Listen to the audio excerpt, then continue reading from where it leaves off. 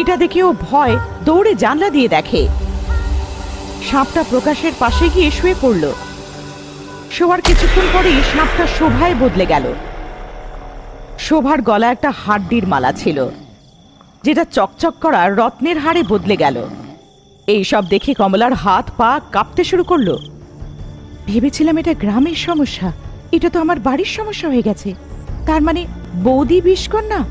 কোনোভাবে এটার সমাধান বার করতেই হবে, কোনোভাবে আমার বৌদি দাদা আর এই গ্রামটাকে বাঁচাতে হবে।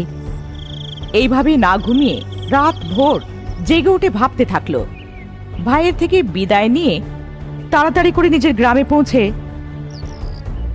যা কিছু দেখেছে স্বামী মধুকরকে জানায়।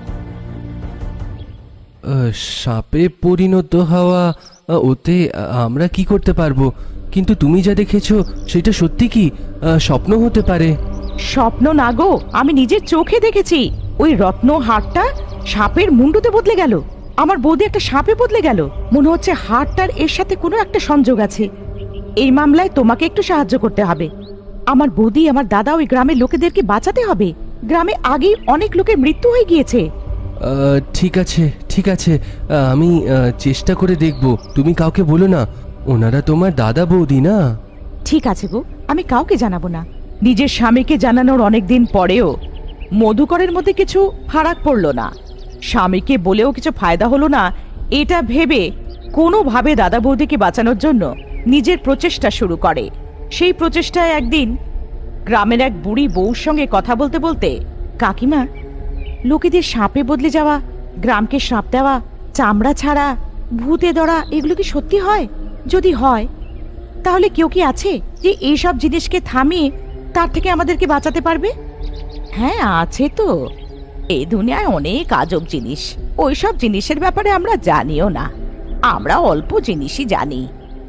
এমন অনেক কিছু আছে যার বিষয়ে আমরা জানি না। আমরা যা দেখি আমরা মনে করি সেটাই সত্য। এর পেছনে অনেক কিছু থাকে। এটাই নয় মানুষের সাপে বদলে যাওয়া, সাপ ভূতে বদলে যাওয়ার মতো নয়। মরার পরে মানুষে কোথায় যায় কে জানে। আত্মা হয়ে যেতে পারে, ভূত হয়ে যেতে পারে। এমন ভূত আর প্রেতাত্মাদের থেকে ছাড়া পাওয়ার জন্য এক মহান তান্ত্রিকা আছে, জানো? ও মন্ত্র জানা কাকি, অনেক মহিমা তার। মন্ত্র জানা কাকির নাম উচ্চারণ করলে ভূত প্রেত শয়তান কেঁপে যায়।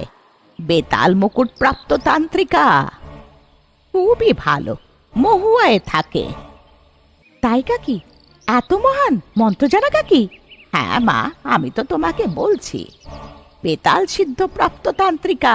এমন কিছু নেই সেটাও করতে পারে না।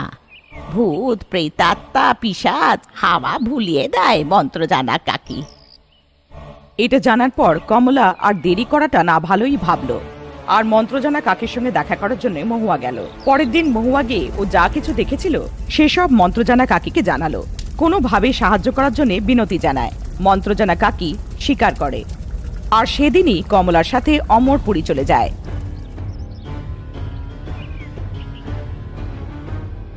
দাদার বৌদি কমলার আবার আসার জন্য খুব খুশি হয়। ওদের গ্রামের সমস্যা দূর করার জন্য নিজের সাথে মন্ত্রজানা কাকিকে এনেছে। এটা বলে সেই রাতে মন্ত্রজানা কাকির থাকার ব্যবস্থা করে দেয়। মধ্যরাত্রি কেটে গেল। মন্ত্রজানা কাকি আর কমলা একই ঘরে বসে অপেক্ষা করছিল যে কি হবে।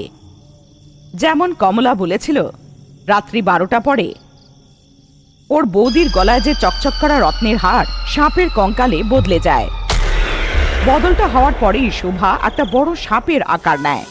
ঘষতে ঘষতে ফুসফুস করতে করতে গলিতে চলে যায়।